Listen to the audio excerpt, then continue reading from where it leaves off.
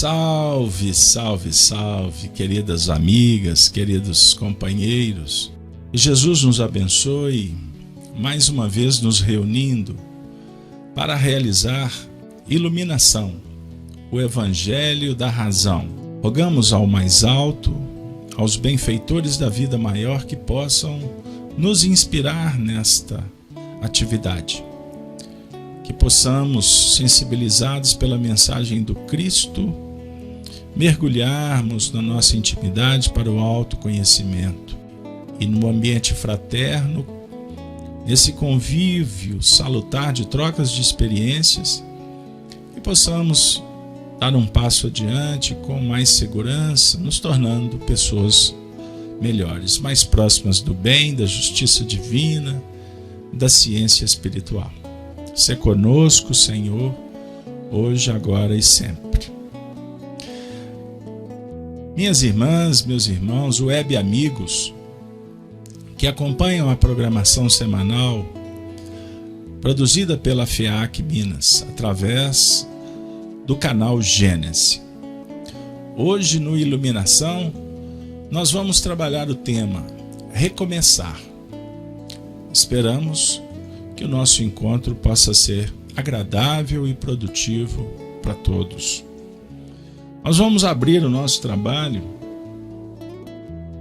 trazendo uma reflexão que está contida no livro Luz Imperecível, organizado pelo nosso saudoso amigo Honório Abreu, publicado pela União Espírita Mineira. Logo nos seus primeiros movimentos nós temos a seguinte reflexão: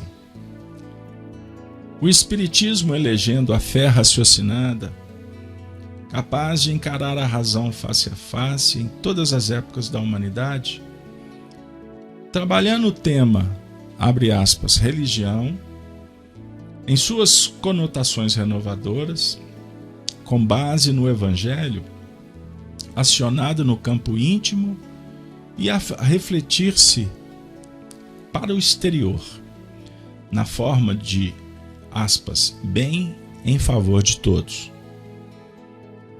É sem dúvida, aspas, chave, que nos leva a retirar da mensagem de Jesus a sua essência divina. Dentro dessa ótica, a terceira revelação, ampliando os horizontes da alma, não nos leva ao tempo de Jesus. Transfere, sim, para hoje, adequando para os dias que passam as sementes do amor por ele lançadas nos ambientes mais simples que o acolheram há 2000 anos, vitalizando-as no solo do conhecimento e do sentimento ao nível da fé raciocinada, para que elas germinem, cresçam, medrem e frutifiquem na intimidade dos que se despertam e se lançam no rumo do futuro radioso pela ação da caridade. E assim, com este impulso inspirativo, nós vamos logo entrar no texto que estamos trabalhando já há algumas semanas. Nós estamos estudando o precursor, João Batista, especificamente pela narrativa de Mateus no capítulo 3, do verso 1 ao verso 12. Pois bem, antes de fazer a leitura, no estudo do miudinho, a gente sempre tem aquele esforço, logo nos seus primeiros movimentos, para adentrar na interpretação, a gente se lembrar daquelas regrinhas, que na verdade são indicadoras, para nos auxiliar na interpretação, fazendo aquelas perguntas: onde, lugares, ambientes que emergem em respostas. A outra pergunta: quando, tempos, circunstâncias que caracterizam respostas que precisamos obter. O que remonta a quem está envolvido no contexto, que é a próxima pergunta. E o como, que é uma indagação que integra um sistema simples de se apropriar o melhor no estudo e interpretação do Evangelho. Atitudes, gestos que podem nos ajudar na definição de como iremos construir o nosso próprio caminho, uma vez que esse é o objetivo da filosofia. Aproximar da verdade é meditar, é alcançar o que está colocado adiante, recolhendo o que nós já trazemos das nossas experiências, buscando inspiração naqueles que estão no caminho, no próprio caminho, e nos encorajarmos, motivarmos com esperança, com fé, com bondade, para empreender essa jornada. Pois bem, amigos, então agora, sem delongas, uma vez que todos já querem que a gente inicie a leitura, eu vou disponibilizar para vocês nos acompanhar conosco desde o primeiro versículo. Vamos lá. E naqueles dias apareceu João Batista pregando no deserto da Judéia e dizendo: arrependei-vos, porque é chegado o reino dos céus.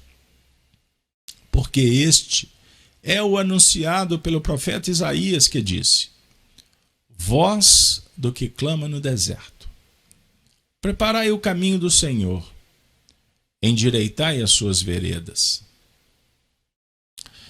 E este João tinha seus vestidos como pelos de camelo e um cinto de couro em torno de seus lombos, e alimentava-se de gafanhotos e de mel silvestre. E então ia ter com ele Jerusalém e toda a Judéia e toda a província adjacente do Jordão. E eram por ele batizados no rio Jordão, confessando os seus pecados. E vendo eles muitos dos fariseus e dos saduceus que vinham ao seu batismo, dizia-lhes: raça de víboras, quem vos ensinou a fugir da ira futura? Produzi, pois, fruto digno de arrependimento. E não presumais de vós mesmos, dizendo: temos por pai a Abraão. Porque eu vos digo que mesmo destas pedras Deus pode suscitar filhos a Abraão. E também agora está posto o machado à raiz das árvores. Toda árvore, pois, quem? A árvore já pula para o quem. Não produzir bom fruto é cortada e lançada no fogo. E eu, em verdade, vos batizo com a água para o arrependimento. Mas aquele que vem após mim é mais poderoso do que eu, cujas alparcas não sou digno de levar. Ele vos batizará com o Espírito Santo e com o fogo. Em sua mão tem a pá, e limpará a sua eira, e recolherá no celeiro o seu trigo, e queimará a palha com um fogo que nunca se apagará. Que beleza! Nosso coração pulsa numa velocidade diferente, uma vez que esta passagem ela é rica não só no seu contexto, o texto, mas também na vibração que, quando sensibilizados, a gente registra. Por isso, o estudo do Evangelho é estudo de alma para alma. Muito importante a gente pensar sobre isso. É um encontro de sensibilidade, de respeito, de amizade. Porque o reino dos céus é das crianças, é do simples. E estar nesse momento com vocês, com os espíritos, é muito importante para a gente. Mas vamos lá, sem delongas. O nosso último encontro, os dois últimos encontros na sequência, tiveram o título Necessidades Básicas. No último encontro, Ensino Universal, quando trabalhamos o versículo 5, e hoje nós vamos trabalhar o versículo 6.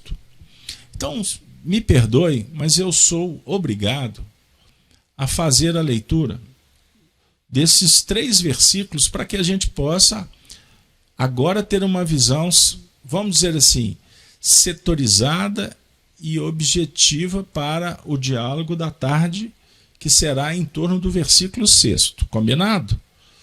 Então me acompanhe com muita paciência, com prece, apoiando, porque eu preciso da ajuda de vocês. E este João tinha seus vestidos como pelos de camelo, e um cinto de couro em torno de seus lombos, e alimentava-se de gafanhoto e de mel silvestre. Então ia ter com ele Jerusalém, e toda a Judéia e toda a província adjacente do Jordão. Foi a última semana, o ensino universal. Naquele tempo, qualquer pregador sempre despertava grande atenção pública.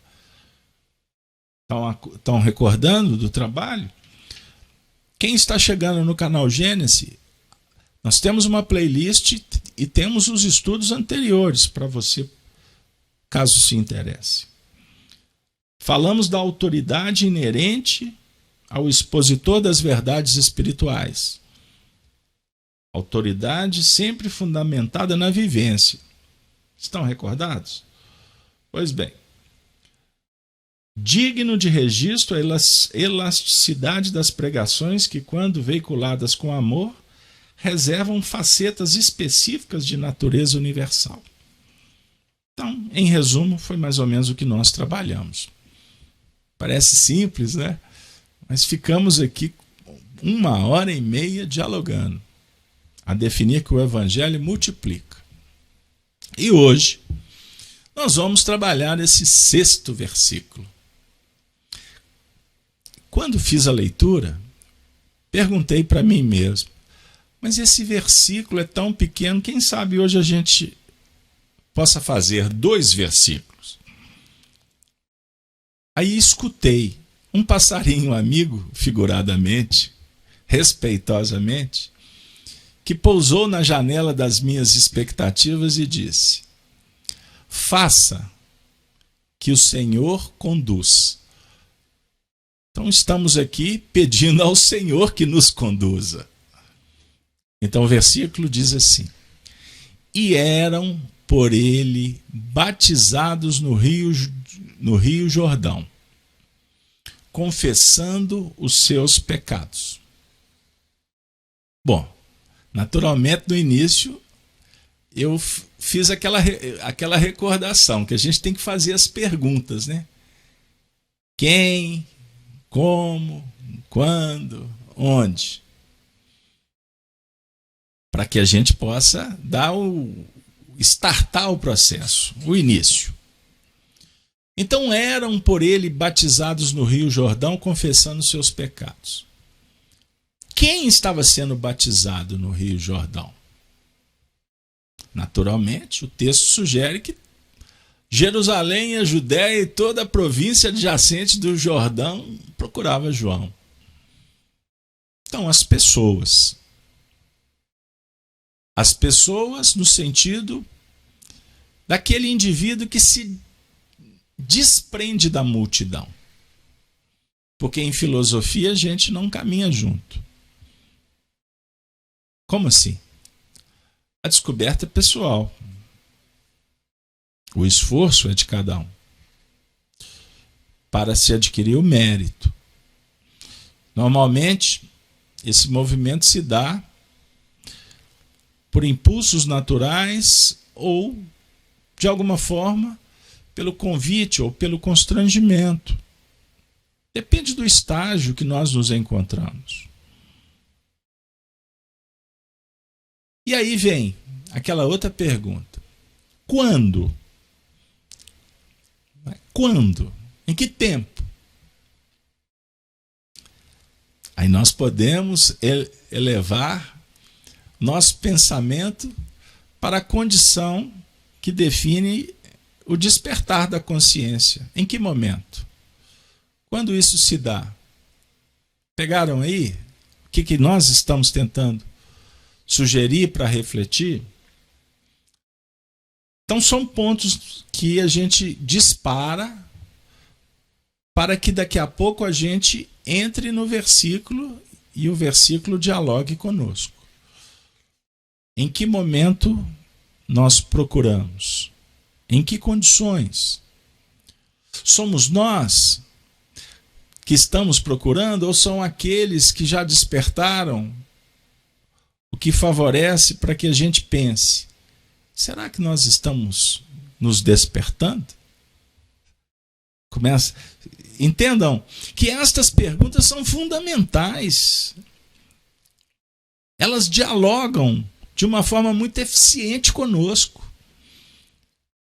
Por isso que fizemos a leitura em que o objetivo do estudo do Evangelho não é ir para aquele tempo, é trazer para o nosso tempo. Naturalmente você vai no passado para se reconhecer, para se descobrir. Por exemplo, o que é mais importante? Você saber o que você fez de manhã ou a repercussão do que foi feito? Hoje nós abrimos o estudo do Evangelho, espero que do Apocalipse, muitos estavam acompanhando, e vão se recordar que eu costumo fazer uma leitura no início que diz o seguinte, que o Apocalipse é um símbolo, um livro que vela e revela. Na verdade, o Apocalipse é uma palavra que significa revelação. E para estudar as tradições, os textos, nós estamos em busca da revelação. Não é só o livro Apocalipse. É o Antigo e o Novo Testamento. E vou mais à frente. Se você for estudar o livro dos Vedas, só para dar um exemplo das tradições hindus, você vai se deparar com um livro que vela.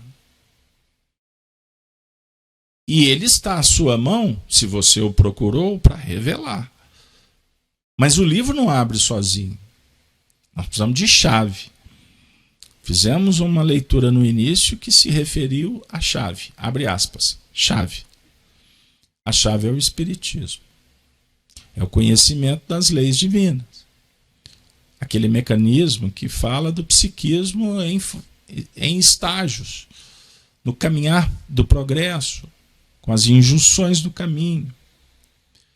Então, a reflexão, concluindo que fizemos e fazemos agora de novo, é que nós vivemos num mundo onde se preocupa em como as coisas foram e não o que representam.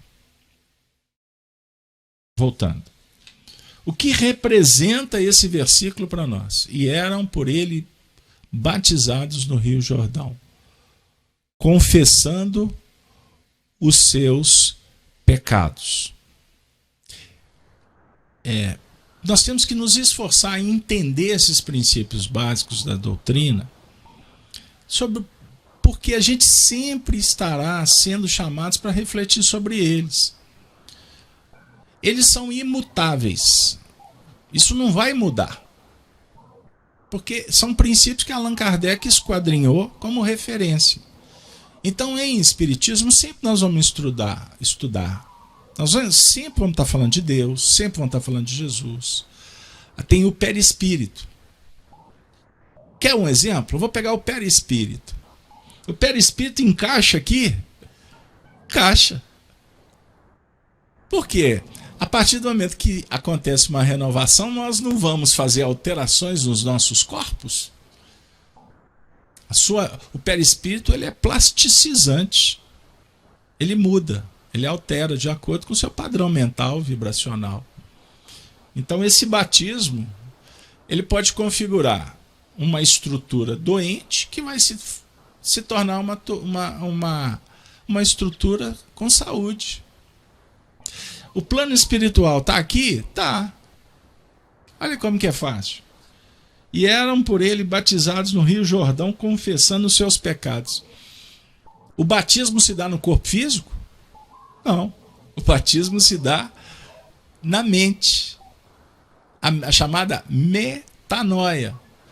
Então o plano espiritual é um lugar circunscrito na geografia cósmica. Então o plano espiritual, nós estamos falando do sistema, de um planeta. Não, o plano espiritual é o plano das ideias. Caso aberto. Mas para mim, plano espiritual era umbral, era as colônias. Olha, fazem parte do contexto, sob o ponto de vista transitório. Agora, se eu for falar que o plano espiritual, referindo à doutrina espírita, é o mundo verdadeiro e que o nosso é ilusório, então eu posso até chegar a dizer que para os espíritos o plano espiritual pode ser o nosso. Para eles é que é o mundo real. Vocês entenderam como é que o assunto ele toma.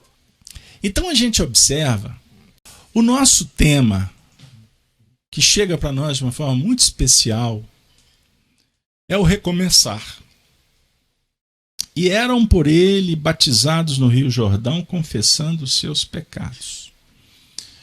Então esse momento é um convite para que a gente possa verificar se estamos necessitados de recomeçar alguma coisa. Sob o ponto de vista da evolução, que é um diálogo espírita permanente, nós temos muitas coisas para recomeçar. Algumas a vida sugere. Algumas outras nós somos quase que constrangidos. Que vai dialogar com os nossos propósitos reencarnatórios. Vamos recordar da lei de destruição no Livro dos Espíritos? O que vocês acham? Destruição necessária e destruição abusiva. Kardec perguntou assim para os espíritos: a destruição é uma lei da natureza? Resposta: é preciso que tudo se destrua para renascer e se regenerar. Pois isso, aqui chamais destruição, não passa de uma transformação, que tem por fim a renovação e a melhoria dos seres vivos. Iluminação, o Evangelho da Razão, nos surpreende. Esta questão do Livro dos Espíritos, ela sugere para nós que tudo na vida está em processo de evolução. A evolução é mudança. Existe um princípio que é divulgado pelo Espírito Emmanuel, que é uma das matérias que me chama a atenção permanentemente. Em vários textos, Emmanuel se refere à codificação espírita quando há algumas expressões como a interpretar a lei do progresso. Que no universo tudo está em constante mudança. Vou contar uma história. Certa feita, Chico Xavier passava por uma dificuldade e ele estava muito triste. Então ele fez algumas perguntas para Emmanuel. O Emmanuel esclareceu e num determinado momento ele alertou a Chico que é necessário que entendamos os convites que a vida sugere para que a gente possa se ajustar e modificar, estar preparado para surpresas. Mas aí o Chico, muito triste, falou assim: mas essa lei é inderrogável, mas será que não tem uma brechinha? Alguma coisa assim. Porque o negócio está apertado para o meu lado. Aí o Emmanuel diz assim: que a única coisa que não muda na lei de mudança, a única coisa, Chico, que não muda na lei de mudança é a mudança. Então nós temos que nos preparar com bondade, com resignação, porque o progresso é uma marcha permanente, é como um relógio que não para, é o tempo silencioso, é o Senhor da vida. Então o versículo diz assim: e eram por ele batizados no Rio Jordão, confessando os seus pecados. Se vocês me permitem, eu gostaria de trazer um comentário feito pelo grupo, coordenado pelo Honório, pelo Sobral. Eles interpretam sinteticamente assim: na doutrina espírita não há batismo. No caso de João, antes de a pessoa se fazer batizar, ela confessava publicamente os seus pecados. O seu batismo era o da água para o arrependimento. Podemos ver nesse ato um símbolo da reencarnação, enquanto que o de Jesus, o do fogo e do Espírito, focalizava o da renovação. Então há uma distinção muito clara.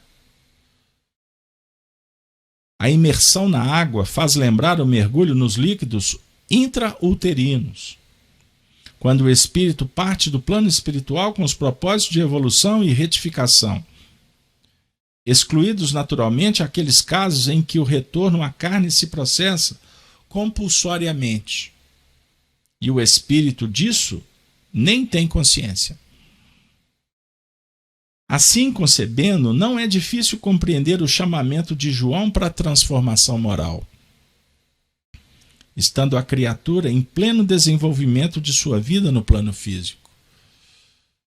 Seria o alerta e o convite: não espere a morte para arrepender-se, retornar à reencarnação. Entende a passagem pelas águas, num compromisso público, como processo de reinício da experiência em novas bases, com a fixação de novos objetivos. Ainda hoje, matriculados na escola do aprendizado espiritual, estamos a todo momento convocados ao reexame da importância reencarnatória, entre aspas, confessando ante si mesmo os erros perpetrados, alimentando o firme propósito de superá-los. Ao retornar à experiência terráquea, a individualidade conta com a ampla soma de fatores a possibilitarem o êxito, a concretização dos compromissos firmados.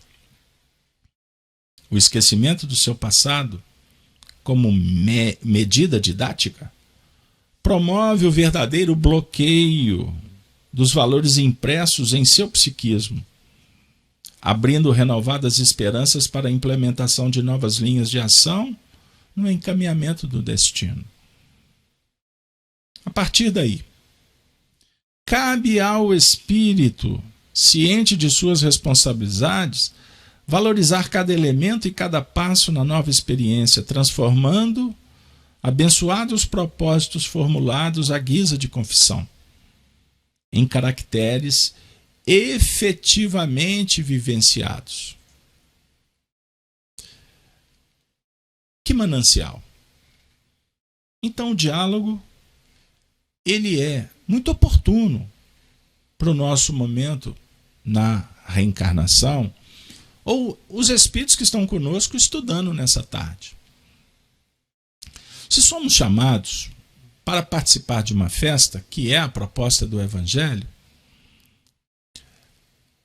por que não aceitar? Porque é uma oportunidade. Mas não há constrangimento. Entre outras palavras, aonde você se encontra, no momento devido, sob o ponto de vista da sua vida, a maneira com que você está enxergando os fatos, interpretando o noticiário, nós temos um desafio.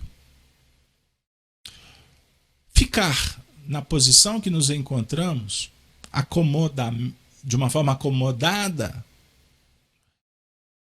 ou ouvir o chamamento para dar um passo adiante. É uma escolha.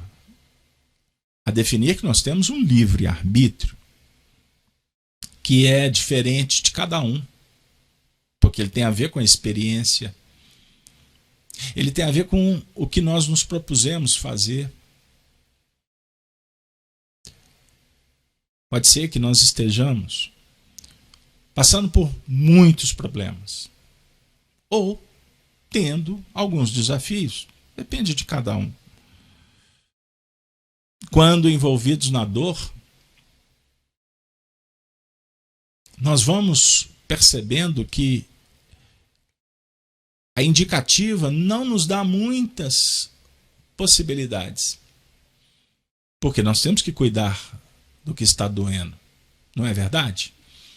Então há como que um certo constrangimento. E essa dor, ela foi gerada por nós. Somos os responsáveis. Então, se antes as práticas religiosas sugeriam que mergulhássemos, por exemplo, para nos converter a uma religião e se livrar dos pecados, ou em outras tradições que o indivíduo já nasce com um pecado original, então ele é batizado, a criança, o recém-nascido ali, está sendo batizado para ele ser limpo de pecados que ele nem sabe de onde vieram. Não é o diálogo espírita, porque a proposta do batismo com o espiritismo é a da renovação mental. Sob o ponto de vista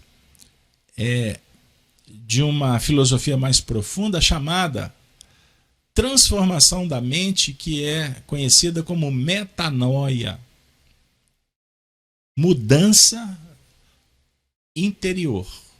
Porque a nossa realidade ela é mental, embora julgamos ser física. Reencarnados, sofremos os impactos das coisas da matéria. O corpo, por exemplo, tem determinadas doenças que mexem com a nossa moral. Não é verdade? Não existe aquele diálogo com a baixa ou a alta autoestima. Uma doença pode contribuir para que você esteja com baixa autoestima. Aí você fala assim, mas eu não tenho motivo. Mas eu estou fragilizado. Então há um constrangimento. É a chamada dor. Como em nível fisiológico, físico, nós temos o prazer. O prazer repercute no moral? Repercute. Tanto para jogar para cima, quanto para depois a gente ter que sair querendo colar os cacos de uma cerâmica que quebrou. Depois de muitas experiências. Então nós temos um movimento reencarnatório que dialoga com essa história do desejo, do prazer, do medo e da dor. O espírito reencarnado, o desafio dele está muito acima destes movimentos veiculados ou vinculados às coisas da Terra. Nós estamos sendo chamados para superar as coisas da matéria e não ficarmos presos a ela. Então, o que tínhamos ideia de pecado e virtude, sobre o ponto de vista das tradições, das religiões e da sociedade que definia o que era o certo, o que é errado, de fora para dentro, e por isso nós vivemos um mundo de muitos constrangimentos ao longo dos milênios. Então, hoje se dialoga em sociedade sobre a liberdade. partindo de uma data simbólica de 1789 com a Revolução Francesa. Até hoje se discute os direitos humanos. E o problema maior não é nem o código que foi escrito, é a vivência desse código. A dizer que a regra de fora, ela não é suficiente se não houver uma educação dos povos, dos indivíduos. Porque, aliás, quando o homem se educar, ele não precisa nem de regra. Está de acordo? Se você visitar os Jardins de Versalhes, eu, nessa encarnação, não tive a oportunidade de ver como anda. Mas eu aposto que não tem plaquinha lá, proibido pisar na grama. Aí eu costumo brincar dizendo que aqui no parque, aqui em Belo Horizonte, parque municipal, não tem mais placa que é proibido. Tem é grade, não pode entrar. A dizer o quê? É um diálogo complexo com a educação, com a posição que ocupamos na escala do progresso moral, espiritual. João Batista, como foi trabalhado no nosso encontro, ele representa a síntese da virtude. A virtude da justiça, do amor e da ciência daquele período. O Espiritismo, ele tem, vamos dizer assim, guardando proporções e sem fazer uma comparação, mas falando sobre irradiação, o Espiritismo dialoga com João Batista com muita pujança, porque o Espiritismo nos prepara para a vivência do Evangelho.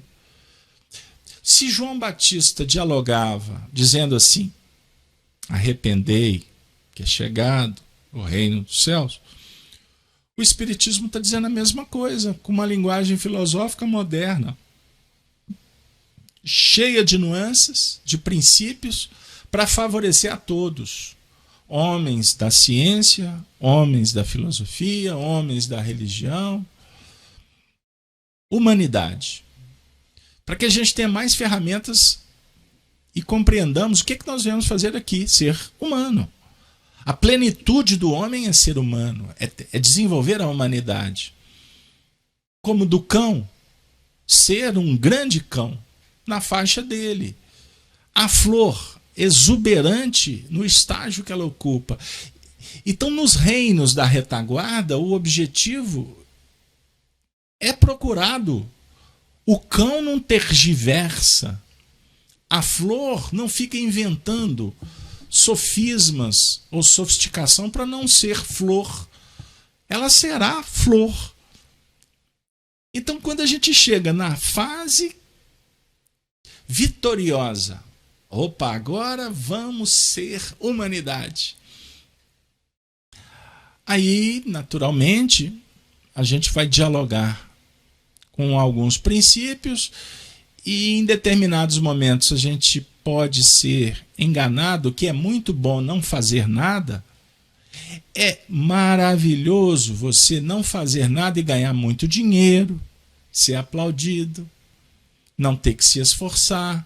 É muito bom ficar deitado, sendo servido, aguinha, comidinha na boca. Não tem umas histórias assim das nossas imperfeições?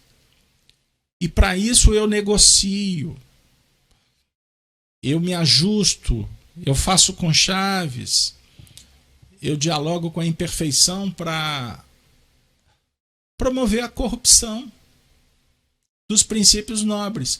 É como se falasse assim, olha, eu vendo para você me dar. É a minha inteligência, a minha habilidade, mas eu quero ser recompensado. Isso é prostituição dos valores espirituais. É como se a gente estivesse pegando uma coisa, pegando valores que são nobres e jogando na lixeira para ficar numa condição de inferioridade. Porque a vulgaridade e a inferioridade, ela costuma ser muito interessante. Entenderam? João Batista diz assim: arrependei-vos. E como vocês sabem, a história registrou que ele perdeu a cabeça por causa disso. Porque ele foi tão firme, tão firme, tão firme, que talvez até inflexível. Isso aí dá um outro estudo, tá bom? Nós não queremos nem especular se ele exagerou ou não na dose, porque ninguém tem autoridade para falar da intimidade do outro. E seria muita presunção da nossa parte querer fazer julgamento sobre João Batista. Mas fica uma dica. Até que ponto que nós temos que ser firmes e podemos ser flexíveis? Aliás, rigidez enceguece.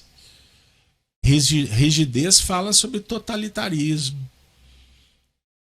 Rigidez fala sobre muitas coisas que são intolerantes, são violentas, são preconceituosas. Entenderam, gente? Pessoal, o assunto é tão especial que o Evangelho está dizendo assim: recomece, reveja. Isso é um ato de humildade. Como você conversou com seu filho há 5 minutos? Foi a melhor medida? Foi o que realmente você podia dar? É importante. Foi a maneira mais evangélica ou mais eu inferior que você tratou o assessorista, o motorista do táxi, ou aquele coração que telefonou para você te trazendo um problema? Foi a melhor maneira? Como nós estamos convivendo com os nossos amigos de doutrina? Será que nós não estamos repetindo as atitudes de tipo assim, intolerância clerical da internet? Esse não serve, plá. Será que a gente para pensar o tanto que o indivíduo se esforçou, que ele se preparou, que ele se dedicou, para a gente simplesmente dizer assim, não serve, deleta, remove, bloqueia? Captaram? Porque aí fica num jogo de empurra ou de trocas, como se as pessoas fossem peças, num tabuleiro, que são manipuladas de acordo com o nosso interesse. Uma pessoa me disse assim: meu médico tem me maltratado tanto. Aí eu falei assim: seu médico? Ele tem falado tantas verdades. Aí eu brinquei com a pessoa assim: então esse é dos bons. Aí ela falou assim: nossa, então você é igual a ele. Eu virei para esta pessoa, que é muito querida, e disse: e você é igual a muitos que não estão se colocando numa condição de rever a vida. É diferente quando a gente presta atenção no que está sendo dito com bondade no coração, procurando tirar algo de bom. Agora, se aquela fonte não te atende, pode ser que o tempo chegou a hora de... Não tem problema, mas assim, sempre promovendo laços sem criar ruptura. Deixa ali um laço de amor naquela relação, naquele episódio, naquela instituição, e vá para onde você se sinta melhor, sem problema. Isso você não é obrigado. Deus não impõe que você seja melhor. Quando encontramos expressões Deus impõe a encarnação com o fim de vos fazer progredir, essa palavra imposição, ela dialoga com as forças da natureza. Porque a vida, ela propõe o que Deus dispõe. Isso é muito importante. Deus dialoga com os homens pelos homens, Deus não fala direto com você. Então tem determinados momentos que a dor ou a alegria ditam para nós qual é o nosso nível de perfeição e de imperfeição. Porque só será feliz quem estiver promovendo o progresso. A felicidade está diretamente relacionada com as suas posses eternas e a sua infelicidade com as imperfeições. Que você, eu, nós cultuamos, admiramos e não estamos muito afim de tirar da prateleira, não. Ou melhor, da mesa, né? Porque o que fica na prateleira geralmente é o que está só para inglês ver, como diz no adágio popular. Você enfeita a casa toda, mas no meio está cheio de problema. O que adianta enfeitar? Pode ser bom que encanta, te inspire a resolver o que está no meio. Mas o que é o mais importante? É a fachada ou o que está dentro? O evangelho com João, com o batismo, ele tem a ver com o confessar, que é pôr para fora, que tem a ver com expiação. Expiação, gente, vamos desmistificar. Expiação é uma ação que atende o tirar de dentro. E para tirar de dentro, nós temos que procurar conhecer. Então, haja, faça para cuidar do que está de dentro. Cuidar o que está dentro, me perdoe. E a dica é fazer o bem. Caridade. Então, o espiritismo não está dialogando com autoajuda, não. Nós não estamos interessados em ficar dominando a mente, fazer meditação, recitar mantra, ler livro, eu serei feliz, pregar uma nota de $1 no teto e falar assim, vou ganhar $1 milhão. O espiritismo não está dialogando em a gente fazer curso como ser um bom marido, como se vê por aí. Aí vai ver, o indivíduo já está no 28º casamento e está dando curso de como ser um bom marido ou esposa, o que for. Não, o espiritismo é outra coisa, pessoal. O espiritismo ele dialoga com o que eu preciso de trabalhar para melhorar?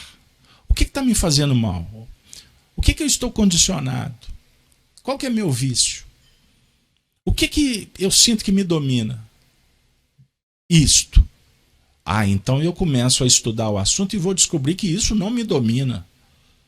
Isso foi acomodado pela minha escolha. E se foi eu o responsável por estabelecer um hábito, isso se tornou um vício, e isso estabeleceu um caráter, a índole, eu preciso de mudar isso, sendo um novo homem, não é brigando com o passado. Então, para concluir, meus amigos, o batismo não é um ato isolado numa hora X. Acreditar nisso é acreditar em fantasma ilusório. Branca de Neve, 7 anões e por aí vai. O batismo é uma renovação que passa pela mudança mental, pela mudança de hábitos, repetição, está sempre pronto a aprimorar, qualifica os seus desejos, como na alimentação. Tem coisas que nós alimentamos no passado que pensar nisso agora seria uma agressão total, inconcebível. Um companheiro me disse assim, há 40 anos atrás um cão mordeu minha filha. Eu tirei o revólver e matei o cão na hora. Depois disso, quando eu vi o cão naquela situação de uma morte que foi dolorosa, olhando para mim com os olhos bugalhados, isso me marcou de um jeito. Depois disso se tornou um idealista na área dos animais. Que bom. Hoje ele diz assim, meu Deus, que coisa malvada, primitiva que eu fiz. Ele foi fazer terapia, entre aspas, comigo no centro espírita.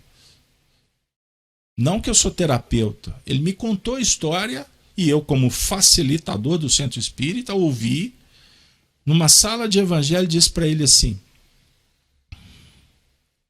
que bom que você se transformou num protetor dos animais. Ah, agora eu estou com Francisco de Assis. Naquela época eu estava com o diabo. Eu chamei ele para pensar diferente, porque ele me pediu. Se naquela época você fez o que você acreditava, você fez o melhor, você agiu como um animal.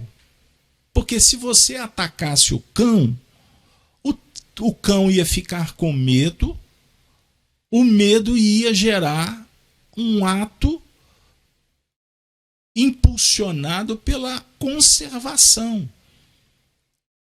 Ele iria te atacar. É um ato que foi registrado, repetido nos milênios pelo animal. Então, se o animal atacou uma criança, por que isso aconteceu? Vamos refletir? E aí a gente começou a passear pela história.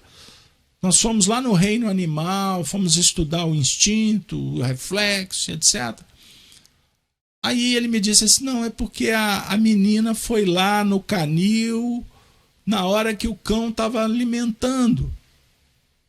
Eu falei assim: então vamos refletir. O cão atacou a sua filha porque ele tem uma índole ruim? Porque existem cães que são treinados para isso. A gente sabe que animais têm temperamento. Isso é compreensível. Existem animais que são mais rudes, mais violentos do que outros. No reino dos cães.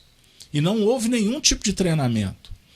Mas independente se ele tem ou não uma índole, não é índole correto. Se ele tem um instinto mais violento, ele precisa de educação.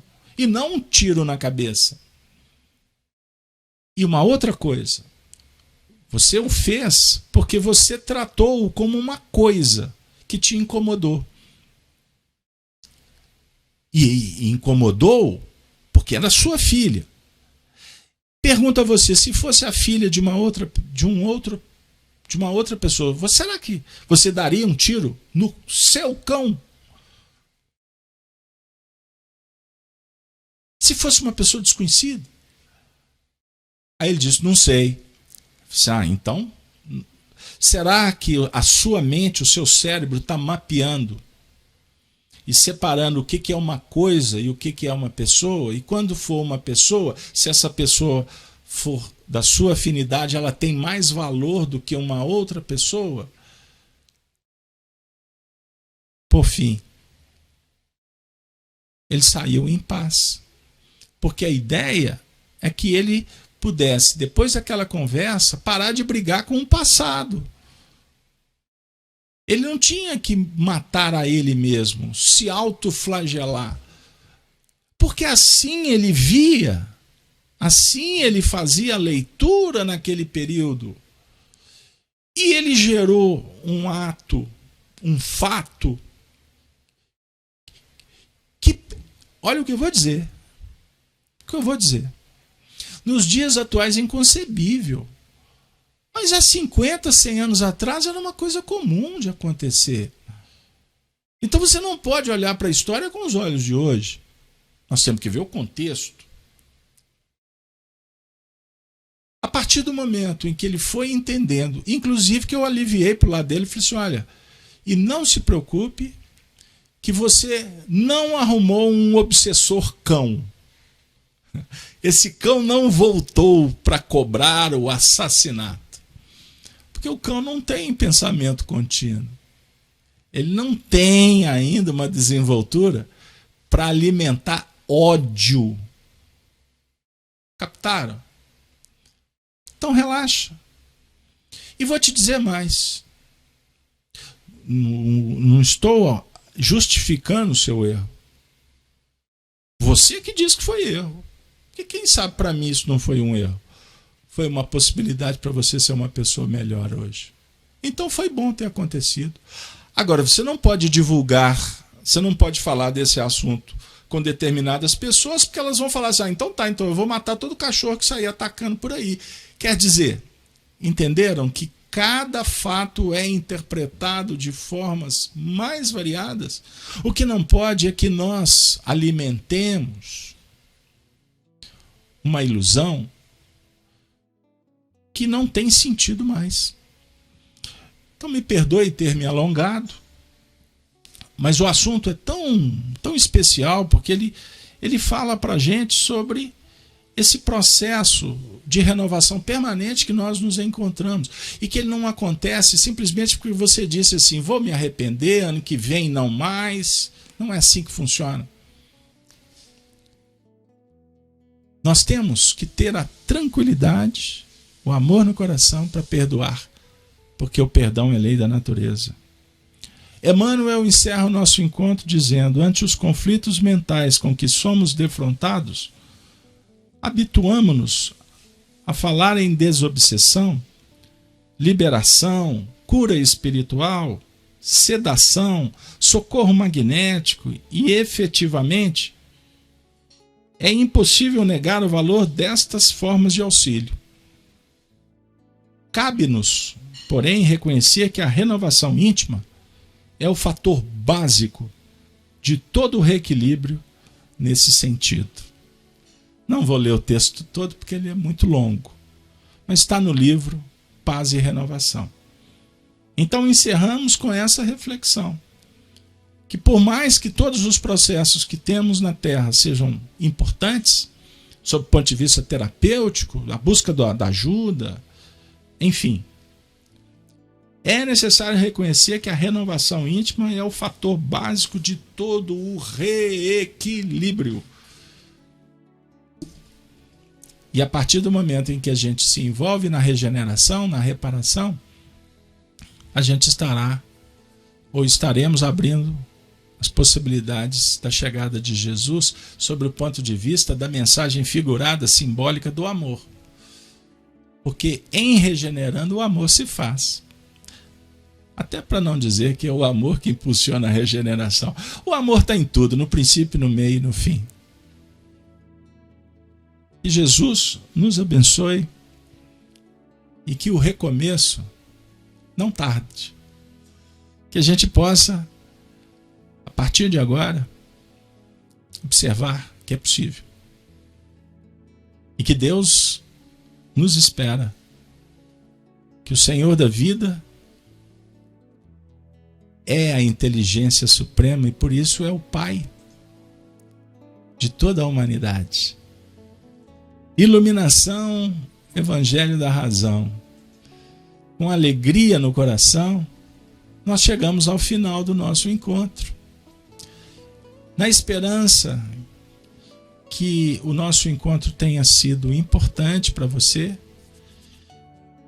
para os espíritos que estiveram conosco, que o sol do Evangelho possa irradiar, abençoando a humanidade, e com a saudação dos cristãos dos primeiros tempos, Ave Cristo, nós encerramos, então, o encontro tão especial que guardarei eternamente no meu coração. Que Deus possa continuar nos abençoando para caminharmos juntos, pois juntos podemos mais. Esta é a grande dica com Jesus. Ave Cristo. Até o próximo programa Iluminação, o Evangelho da Razão.